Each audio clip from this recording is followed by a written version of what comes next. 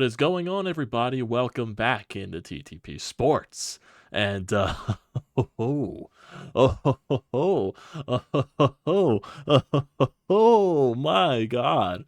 Flyers, they go down in the Florida after, yesterday making a trade or two, and, the extension of Nick Sealer. And yes, there's still plenty of more rumors circling around this Philadelphia Flyers squad as we get closer to the 3 p.m. trade deadline that is tomorrow afternoon for the National Hockey League. They go down in the Florida, shorthanded, obviously. They got to play two rookies in the lineup on defense in Ginning and Addard. And Travis Konechny comes back into the lineup. Team finds a way to win, especially now that you also don't have Nick Sealer for a couple of weeks after the injury that he sustained in the St. Louis game. You're down a lot of guys, and you had to put some guys with inexperience in that lineup, and you find a way to win. You win 2-1 against probably the best team in the National Hockey League. Oh boy, and this is your second win against the best team in the National Hockey League, actually. Last time you beat them was in Florida as well, 2-1. So, yeah. And Garnet Hathaway with a goal with 21 seconds left in the game. Are you serious? Are you serious? Out of all people, it's Garnet Hathaway. That line was just churning. They were grinding basically the entire night. I believe that line was responsible for the only 2 goals in this game for the Flyers, with Paling scoring a beautiful goal to basically start the second period. It was seconds into it. Beautiful play by Cam York to get it over to Garnet to Ryan Paling, and he just makes a beautiful move, driving the net, and he just goes top shelf past Bobrovsky. And yeah, that line was basically the generator of both goals in tonight's game. And you get the shot from Stahl from the point, which generated the rebound late by Bob, which allowed, for some reason, Garnet Hathaway was just left by himself all alone with Bob, and he was just able to handle that rebound and just buried it into the empty net. Some beautiful stuff there, some very beautiful stuff. Sam Ersson was absolutely spectacular tonight, was a stonewall, and he also made a huge save on Tarasenko late in the game when Florida was trying to make that last-second push. It was a one-timer for the slot, and Ersson was there basically like he was the entire night. Really, there wasn't much with this game. It was very, evenly paced. It was very defensive-minded. Both teams were in each other's faces. Honestly, I know this is a little bit of a stretch here. I think the Flyers just match up a little bit well with Florida. I don't know what it is. It has nothing to do with talent. I think it's just the style that both teams play with. They both play with heavy forechecks, heavy aggression, heavy in their face. Both teams are very physical, and I think both teams just match with each other in that way, to where it's these low-scoring affairs, good goaltending games. Even TK had a breakaway in this game, and Bob denied him. So both goaltenders were on their A game in tonight's game. The Flyers just happened to come out on top. Very disciplined, even though late the rest missed a couple of obvious calls on Florida, but they were basically keeping the whistles quiet the entire game, so I'm not really going to complain about that aspect. And honestly, am I really going to complain about the Flyers not going on a power play? Am I really going to complain about that? The Flyers power play is terrible. I'm not really going to be mad if the Flyers don't go on a power play if I don't have to see that unit for the rest of my life, because holy shit, it's terrible. But I just got to give a lot of praise to this team, man. With all the stuff that's going on with the trade deadline, it's just some stuff in the Flyers. And I believe when I made the video last night, it was definitely before the other trade the Flyers were involved in. It really wasn't much. It was the Noah Hanifin trade, even though I'm not saying it's not really that much. The Flyers' perspective wasn't really that much. It was the Noah Hanifin trade from the Calgary Flames to the Vegas Golden Knights, and the Flyers partially, I believe, retained some of Hanifin's salary, so Vegas didn't get that big of a cap hit. So that's, Flyers also, I believe, got a 5th-round draft pick in that deal, basically replaces the pick that they gave up in the Ryan Paling deal to get that 1st-round pick. So they basically got their 5th-round pick back. So good work there by Danny Briere. And there's also talk before this game about, Ryan Johansson, that the Flyers are most likely going to try to find a place to trade him to, just so he can play, doesn't have to play in the AHL. And obviously, that was probably going to be the case. I didn't expect Ryan Johansson to even show up to the AHL squad after he got waived. So Danny Briere said he's open to the books for trying to trade Johansson. He's willing to retain 50% of the salary, so a team doesn't really take on that big of a cap hit from his salary. So even though his cap hit right now is $4 million because Nashville's already retaining half of his salary, he retained half more of his salary, and that's only $2 million for a team. So I'm assuming a team would take a flyer on that for Ryan Johansson at $2 million, to where it's not that egregious. I'm sure a team will definitely be willing to look into that thing. It's still weird, in my honest opinion, that Ryan Johansson's only 31. It's felt like he's been in the league for so long, and he's already cooked. That is just amazing to think about, and just, it sucks to even think about that. A guy that's basically in the prime of his career, and he's just washed. I just never would have thought the day that even would have happened at that early of an age, but sometimes it just happens to certain players. Look at Evgeny Kuznetsov. And granted, with Kuznetsov, there's a lot of off the ice issues with him in certain situations, but I believe he's the same age as Johansson, and he really hasn't been playing his best hockey for the past couple of years either. So I guess you could kind of say he's washed at the same time. It's just, that's the way of the NHL. Some guys' careers end sooner rather than later, as opposed to some other players. It just happens like that, I guess. I don't know why it went in that entire direction, but still, I'm not sure in terms of the trade deadline what Danny does, because there's still rumors circling around Scott Laughton. I think there's going to be rumors circling around Scott Laughton until we get to that final 3 o'clock time, until, the trade deadline passes. Like I said, there's definitely some rumors out there. There was also a big trade that did happen before this game. It was regards to the Pittsburgh Penguins. They're trading Jake Guentzel to the Carolina Hurricanes. So that definitely is another huge trade and another huge player off the trade market gone there. So that definitely is very interesting from that aspect. And I'm not sure what else happens, because maybe because there's also an interesting thing in regards to that Vegas Golden Knights trade for Noah Hanifin as well. They put a condition on the first round pick they sent to Calgary, and it originally was a 2025 first round pick, but I believe they have the right in the condition to move it to 2026 if they want to trade another first round pick in 2025. So it's a very weird condition, but it's funny. I find it very funny. So say that if they want to go out and trade for a player like a Scott Laughton and they want to give up a 2025 first round pick, well, the condition in the Calgary pick, okay, Calgary, your pick is now in 2026 because we're trading the 2025 pick for another player. That is just very weird in my mind. I have no idea why. I'm just trying to think of other teams that could possibly use a guy like a Scott Laughton. Definitely Vegas. I can 100% see Vegas going after a guy like Scotty. Maybe the New York Rangers, just to get some extra center depth in there. I doubt a team like Colorado would trade for Scott Laughton. I think they addressed their center depth there. What else? Just trying to think, because there's just other things. I'm just trying to think of other team. Maybe Dallas. Could Dallas use another center? I honestly have no idea. Winnipeg, Vancouver, maybe, because I know Vancouver was really in on Guentzel. So maybe they could pivot to go to Laughton or something like that. I have no idea. I honestly have no idea. I'm sure there's going to be rumors about Scott Laughton, but we all know what the way the Flyers think about Scott Laughton. A team has to completely blow Danny Briere out of the window with a trade offer in order to trade Scott Laughton. I'd be very shocked if he's not traded tomorrow. Now, I wouldn't be very shocked if Scott Laughton's not traded tomorrow. I'm fully expecting him not to be traded tomorrow. I'll be very shocked if he is traded tomorrow. I'd be very happy if he's traded tomorrow. It's no offense to Scott Laughton. I still believe 100% they should trade Scotty. But I wouldn't be shocked if they don't trade him. That's just my expectation on this entire point. I expect Scott Laughton to be a Flyer past the trade deadline. He definitely wasn't healthy scratched in tonight's game, so he wasn't in that predicament to where he had to be healthy scratched for trade-related purposes. Maybe it comes at the last minute that someone blows away Danny with a trade, and they trade Scott Laughton at the last minute. I have no idea. I couldn't tell you on that fact. There's still plenty of other rumors circling around. I believe Friedman brought up the thing about Jacob Chikrin on the TJ Merrick show, and they're saying there were conversations, but nothing more than anything about that. So Danny is definitely putting his voice out there and his interest in certain players out there. So that's very nice about your GM doing that and just doing his due diligence around the league. Just, hey, we might come circle around this later on at a different date. Not this very second, but a very different date. So that definitely is a good thing right there. And I'm trying to see, because you never know with Twitter, and things could just update on the means of anything. I know John Buccigross posted a picture about John Tortorella, and he put Flyers ... So I have no idea if that means anything, because even people in the trade in the comment section were like, "What the hell does this mean?"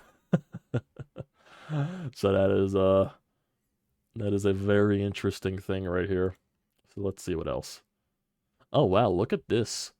If you're not really in the analytics, there's one of these scorecards that gets posted by Hockey Stats Cards on Twitter, and it showcases what type of impact each specific player had on the ice for a specific game. And Mark Stahl apparently had himself a hell of a game.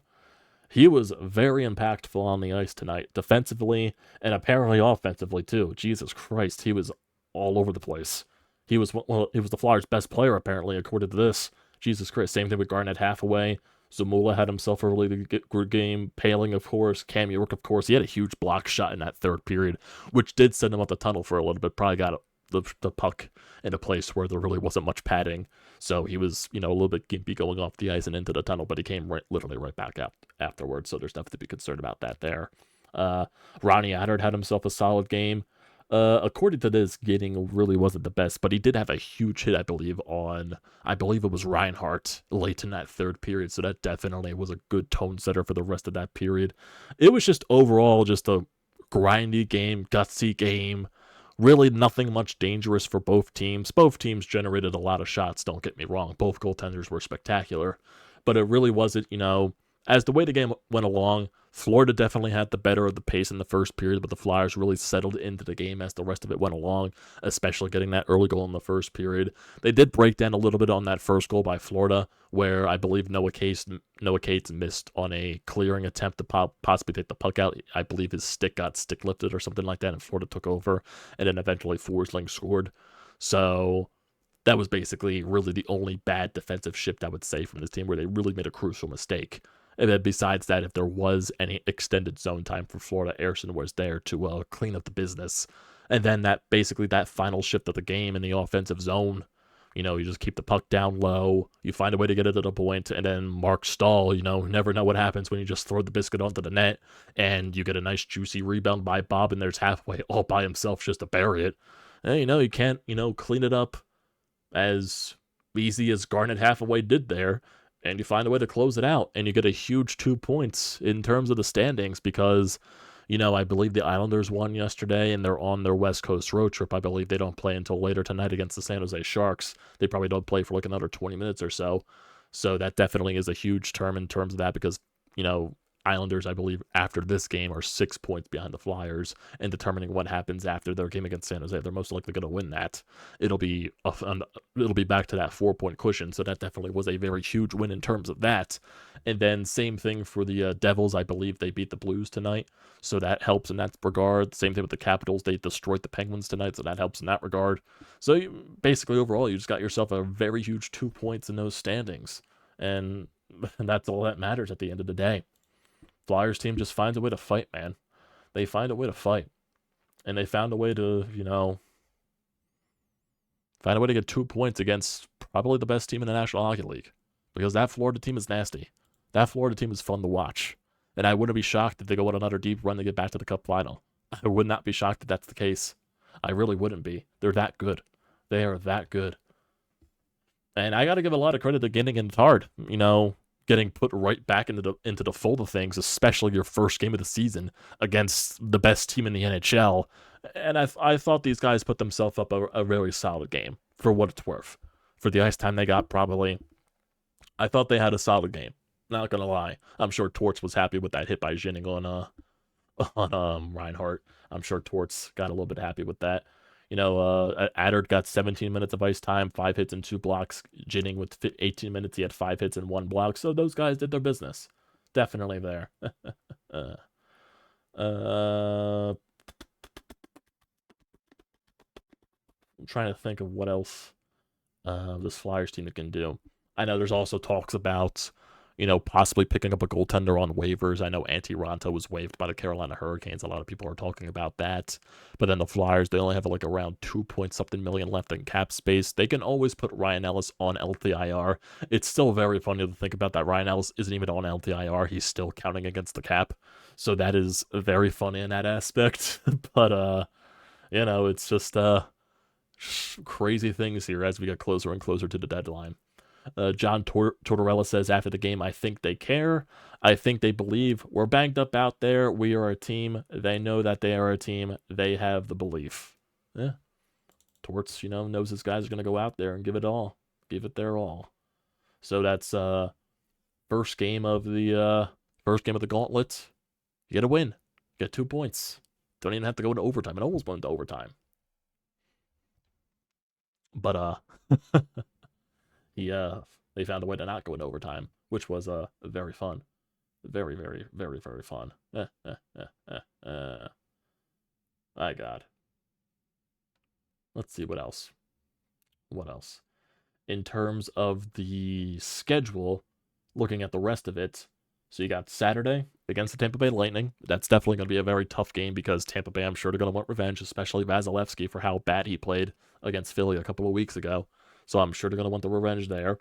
Then you get 2 days off. You play at home against the San Jose Sharks on the 12th, at home against the Toronto Maple Leafs on the 14th, go to Boston for the first time this season on the 16th next Saturday, and then you have another 2 days off after that, home again against the Toronto Maple Leafs on the 19th, on the road on the 21st against the Hurricanes, back at home on the 23rd against the Bruins, followed by a back-to-back at home against the Florida Panthers on the 24th, so a home back-to-back there. The 26th on the road against the Rangers in Madison Square Garden, the 28th against Montreal, and the 30th to close out the month of March against the Chicago Blackhawks. Still a very tough schedule ahead, but this is a very good start to that schedule for the gauntlet. 2 points. All that matters at the end of the day. Because, like I said, the Devils, they beat the Blues. The Capitals, they destroyed the Penguins. And the Sharks, the Islanders, they don't play until later tonight. They'll play until later tonight. So, let me see. Yep, don't see anything right there. Let me look at the standings right now. Flyers, after 64 games played, they're 33-23-8 with 74 points on the season. They're currently 6 points ahead of the Islanders, who have 3 games in hand, and they're playing later tonight against San Jose, so I would assume they're going to put a win in that book there. I don't expect them to lose to San Jose, but I could be wrong. The Flyers are they're 7 points ahead of the Capitals. They are 8 points ahead of the New Jersey Devils, with 1 game in hand, actually, on the Devils, so the games in hand with the Devils is creeping up even slower. The Capitals, they got 3 games in hand, so there's something there. The Pittsburgh Penguins, they're basically done. They are 10 points behind the Flyers. They're definitely not catching up, no way in hell. And they just traded Jake Gensel. I expect them to sell even more, if I'm to be honest there. So, yeah. In terms of the wild card, I want to see where the Flyers are in regards to the wild card. The Flyers were to say that the Islanders were to catch up to the Flyers. The Flyers are definitely involved in the wild card, so not all is lost there. Definitely not all is lost, but I do think winning that 3rd place in the Metropolitan Division is definitely more important there. So that'll definitely be in, let's see. And this was just posted by Frank Citarelli. This is in terms of Jake Gensel and the Hurricanes. There is no contract extension in the works for Jake Gensel after this trade is executed between the Canes and the Penguins. No permission was granted prior to the deal. Carolina is hopeful to get him acquainted and then begin conversations with a contract extension. Interesting. I believe Michael Bunting is one of the players being returned to Pittsburgh. I'm not sure what else is part of that trade. So we'll definitely just see as the days go along. We'll definitely see. We'll probably have another video tomorrow discussing the recap of the trade deadline if anything major happens. So definitely stay tuned for that entire thing. But for that, basically, yeah, great win for the Fly Guys. It's all that matters at the end of the day. You got those 2 points. And in terms of anything else on Twitter, I don't see anything in, everything there. But yeah, don't think there's anything else to be discussed. Great win. That's all that matters at the end of the day. And I think that is going to do it for tonight's episode, everybody. So huge win for the Fly Guys. 2 points against probably the best team in the National Hockey League. And you find a way to win. Most important thing there, getting those wins, especially at the start of this gauntlet. So that'll do it for tonight. Don't forget to leave your thoughts and opinions down in the comment section down below. Don't forget to drop a like. Don't forget to hit that subscribe button. It does me a great deal of service. And also use the code TTPSPORTS, $20 off your first purchase at SEATGEEK. Great deal. Don't pass it up. Thanks, guys, for tuning in to tonight, and I'll see you next time.